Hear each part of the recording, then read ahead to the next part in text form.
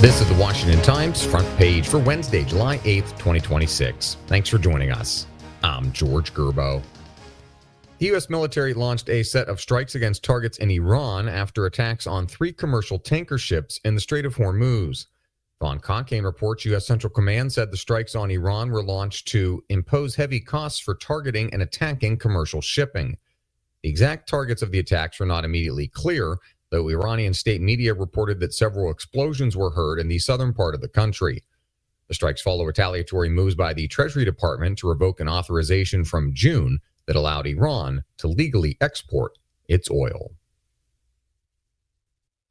President Trump unloaded on Western European allies as disloyal partners who were not there for us during the Iran war, marking a frosty start to NATO meetings in Turkey. Tom Howe reports the president criticized America's military partners at the start of the 2-day summit in Ankara, which will pivot on commitments to defense spending and whether Ukraine and Russia can settle their 4-year-old war. Trump's tense relationship with NATO isn't new. He sparred with allies over their defense spending, overseas troop placements, and over-reliance on Russian oil and gas during his first term.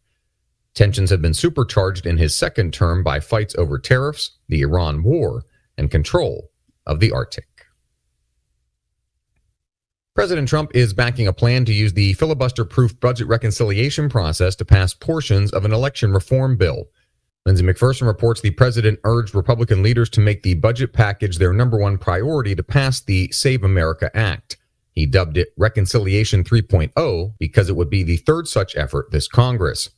The president's push to use the reconciliation process to pass the election reform package is a reversal. Trump has been urging Senate Republicans instead to scrap the chamber's 60-vote threshold to clear a filibuster or use the talking filibuster rules to circumvent it. The left-wing coalition that helped turn Graham Plattner into a rock star in Maine's U.S. Senate race has abandoned him in the wake of a rape allegation. Seth MacLachlan reports the pressure on the Democratic nominee to quit spiked when Vermont Senator Bernie Sanders urged Plattner to step aside so Maine Democrats could put a new candidate on the ballot. Plattner has canceled fundraisers and at least a half dozen public appearances. He's pulled online ads and lost nearly every backer in Congress following the accusations first reported by Politico.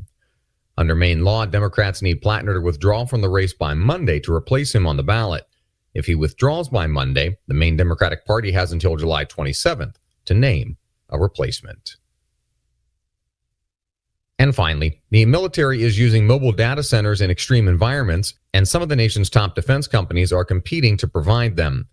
John Seward reports Iranian strikes on regional data centers highlighted the need for mass digital storage on modern-day battlefields rather than concentrated in a single, easy-to-target location. Mobile data centers closer to the front lines can also help the military access information more quickly during combat. Those two factors combined have sparked a race within the defense sector.